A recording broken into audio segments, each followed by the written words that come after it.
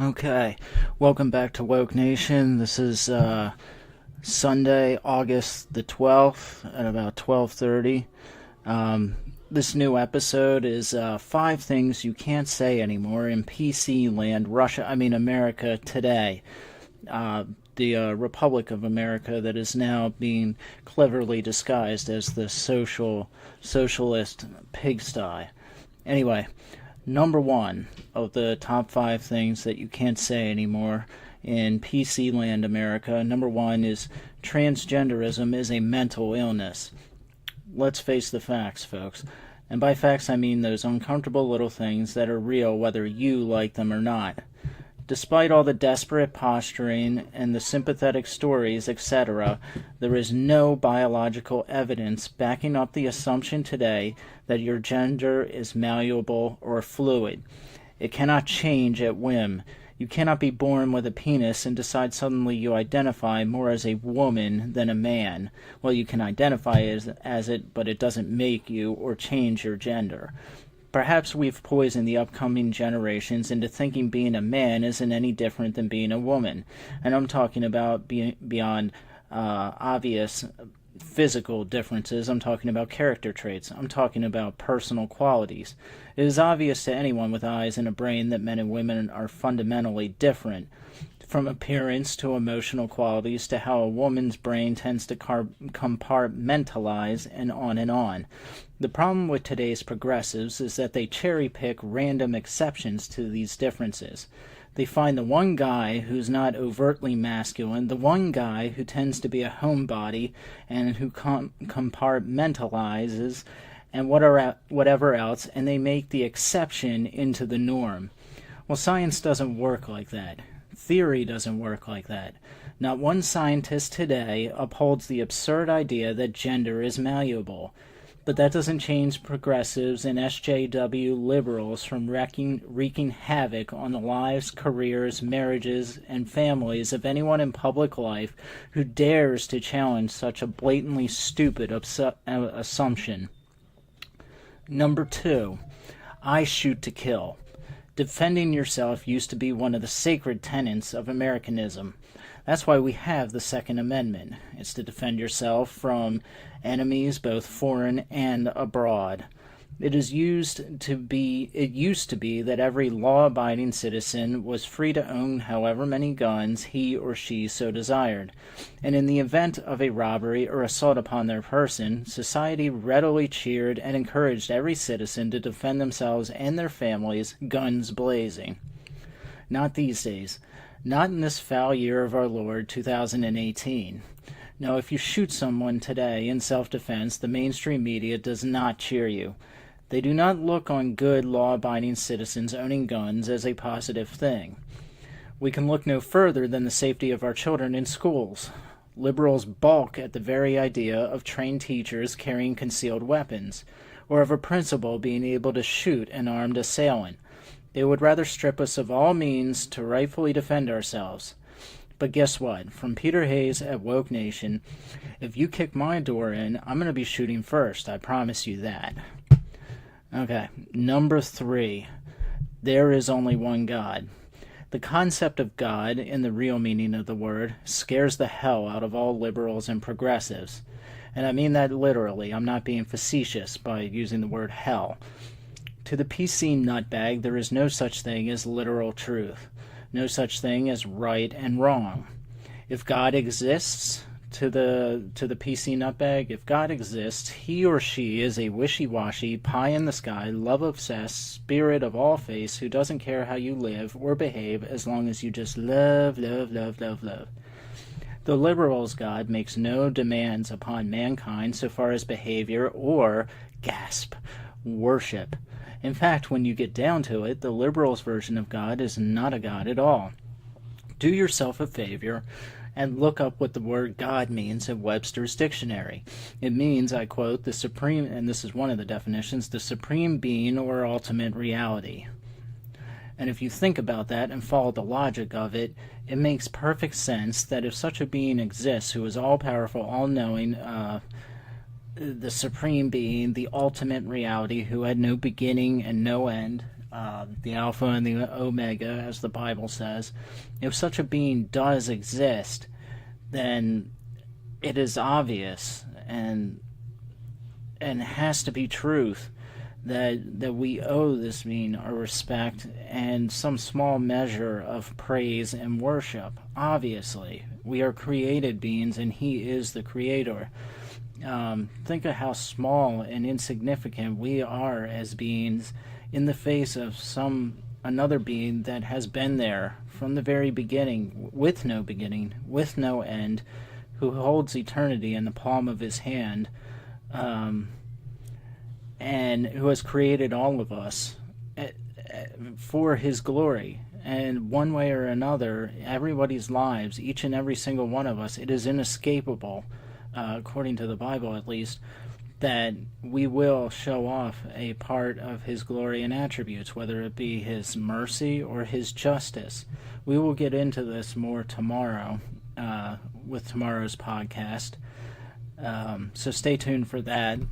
The topic of God, we'll call it something like the problem of God, because it is a real problem in a way in today's society. It is something that we as a country and as a culture are obviously desperate to escape from and to deny that it exists. And what I'm talking about is the reality of a being like God. We don't want that to be real. We don't want that to be the truth. And it's obvious if you look at at culture, American culture today, this obsession with materialism, this nihilistic drive towards pleasure and nothing beyond it, towards the elevation of self as the all important standard or ideal, and the self's achievement, placing your feelings on a pedestal above all else. Everything is this intense narcissistic love of self today. But we'll get into all that tomorrow. Of course, and like I said, in America today, we're in the midst of a desperate struggle to escape any kind of admission that such a being as God may possibly exist. And that was number 3. Number 4, stop harping endlessly on racism. Now, what I'm about to say is the kind of rhetoric that normally ends in a person becoming non-personed on social media, or fired or whatever. You know, the kind of belief that ruins their lives and social lives. But I don't care anymore. I'm like Medusa. You cut one head off, 7 more pop up. I'm here to stay as far as this podcast, as far as my writing, which I'll be putting more up on Medium.com. I have a book, I have short stories. I am here to stay. But yes, here's my opinion on the vast amount of the ideology coming out of the liberal PC machine, the SJWs, Black Lives Matter, the ACLU, all these other groups, and all this cultural ideology that is out there as far as racism. Shut up. Just please shut your dang mouths. It is insulting, to say the least, to hear so many black people try to convince us that America today is just as racist today as it was during slavery, during the Civil War, Jim Crow, etc., or as racist as when Rosa Parks was heroically fighting for equality, or as racist as it was back in 1960s Birmingham, Alabama, or as racist as when the KKK put a bomb on the front steps of the 16th Street Baptist Church, killing 4 innocent black children. So again, shut up. You don't have a clue. You have zero perspective. If you did, you would realize how preposterous such a claim is. I am sick to death of every minority, and that's any minority, and this is because of this tribalistic groupthink, today using this mythical idea of pervasive racism as an excuse for any and all failings, or as a shield against anyone that challenges them. It's weaponized now. Sexism and racism are the big excuses of the day. And we just heard a little story about this in the news with Ben Shapiro and Alexandria Ocasio-Cortez. Now, I'm no fan anymore of that little whelp Ben Shapiro. And he was trying to act all cocky like he usually does, and he challenged Alexandria Ocasio-Cortez to a debate with the added bonus that he would contribute $10,000 to her campaign. It was a dumb, showy gesture, and he knew from the gun that she wasn't going to accept. It was all just done to... It was an ego trip for Ben, and his ego has recently grown to demonic proportions and swallowed whatever little reason the man had left. But anyway, it was Cortez's response that was the more shocking. She accused Ben Shapiro of catcalling and of sexism, basically. His calling for a debate was equated to catcalling. Now remember, Cortez has previously pushed the idea in the media that Republicans and conservatives are afraid to debate her. So here comes little Ben and offers debate, and she shoots him down on Twitter saying his offer was catcalling, basically by a sexist. So this is the pet peeve. This is what I'm talking about. Instead of just saying no, Cortez ran into the arms of the social justice warrior league and used sexism as an excuse for what is obviously cowardice. It couldn't be more plain. And this pathetic use of sexism on her part is a slap in the face to all the real victims out there. Think of how many women are true victims of abuse or sexist behavior on the part of wicked men, and their plight is watered down and trivialized by people like Alexandria Cortez because she wants to be a victim. The same goes for racism today. So many people run around insisting they are victims of alleged racism. I said it in a previous podcast. Congratulations, you've ruined the word racism. You ruined it. You call anyone who you don't like or who doesn't agree with you a racist. And now it means nothing. Now the real racists are lost in the shuffle. Now we can't deal with the true issue because you've destroyed any meaning in the word. I mean, and it's obvious. If you just look at social media, the news, the way the mainstream media handles things like this, with guys like Dyson and Black Lives Matter, even comedians like Dave Chappelle and others, you know, if anyone disagrees with anything a black man says or any other minority, then it's racism. That's what's at the root of all of it. It's just simply not true, and it's insulting. It is a slap in the face to people that are genuinely dealing with racism today. So when their stories come out, it doesn't have the effect or the jolt that it should to us today, because all you hear about constantly are all these other kids. It's like Crying Wolf. It really is, and you've just ruined it. And it is your fault. It is these people's fault. These stupid SJWs that just it's sickening. You've ruined it. You've ruined what we should be fighting against, racism. You've ruined the battle against it. You've trivialized it. It's bad. It's very, very bad.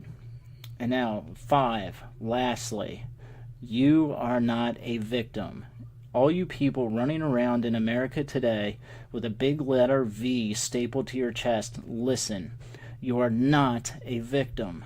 Very, very few people in America are truly victims. Some are, but most of them are not. We live in the most privileged society on planet Earth.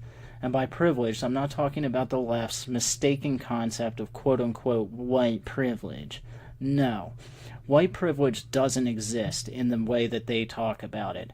We are all privileged. That's the reality.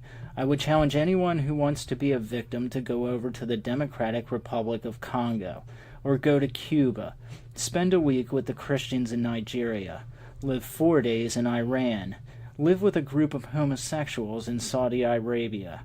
We are the most privileged people in the world. If you're a victim today in America, most of the time, not all the time, but most of the time, it's because you are embracing victimhood. Being a victim shouldn't be some unique goal. It shouldn't be an attainable plateau we're all striving to climb to. Live your life with a goal in mind, a genuine goal of success, and throw out this weak-minded nonsense that says being a victim is like the gold standard. It isn't. And this is just another reason why countries around the world laugh at us. Anyway, that's my rant for the day. This was Woke Nation's top 5 things you can't say or think anymore in PC land, quote, America, anymore. We will be back tomorrow evening with another episode, The God Problem. Be sure to tune in. Subscribe to Woke Nation with Peter Hayes on iTunes, and be sure to leave a review. You can also like and follow me on Facebook's Woke Nation page. Subscribe as well on Podbean, through the Podbean app, and to my YouTube channel, which is just Woke Nation. There will be a new video posted on Monday. For comments, critiques, support, or even prayer requests, you can also email me at roadnottaken04@juno.com. That's ROADNOTTAKEN 04@juno.com. I will do my best to reply to any and all emails. So that's our show for today. Tune in next time, tomorrow, to Woke Nation with Peter Hayes. Good night, and God be with you.